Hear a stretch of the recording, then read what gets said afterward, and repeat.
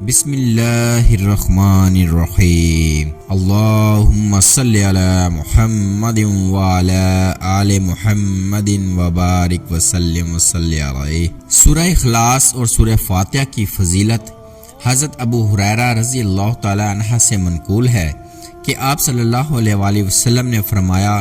جو اپنے گھر میں داخل ہوتے وقت سورہ فاتحہ اور سورہ اخلاص پڑھے گا اس سے تنگ دستی دور ہو جائے گی اور فراوانی اور خوشحالی آ جائے گی، یہاں تک کہ اپنے پڑوسیوں پر بھی بہائے گا۔ حضرت ابو ہریرہ رضی اللہ تعالی عنہ سے مروی ہے، حضور اقدس صلی اللہ علیہ وآلہ وسلم نے فرمایا، جسے خدائے پاک نعمت سے نوازے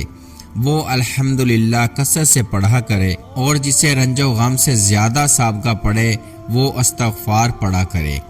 اور جسے رزق میں تنگی ہو وہ لا حول ولا قوت الا باللہ خوب کثرت سے پڑھا کرے۔ حضرت ابو ہریرہ رضی اللہ تعالی عنہ سے مروی ہے کہ حضور اقدس صلی اللہ علیہ وآلہ وسلم نے فرمایا، جو شخص صبح میں یہ دعا پڑھ لے تو اس دن بہترین رزق سے نوازا جائے گا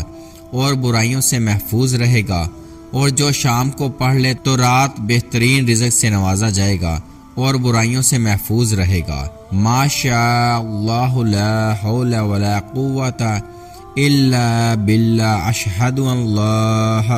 علی کل شیء قدیر۔ وہی ہوگا جو اللہ چاہے، نہ کوئی طاقت نہ قوت سوائے اللہ کے، میں گواہی دیتا ہوں اللہ پاک ہر شے پر قادر ہے۔ حضرت عثمان بن عفان رضی اللہ عنہ سے مروی ہے کہ کوئی مسلمان ایسا نہیں جو اپنے گھر سے سفر اور کسی ارادے سے نکلے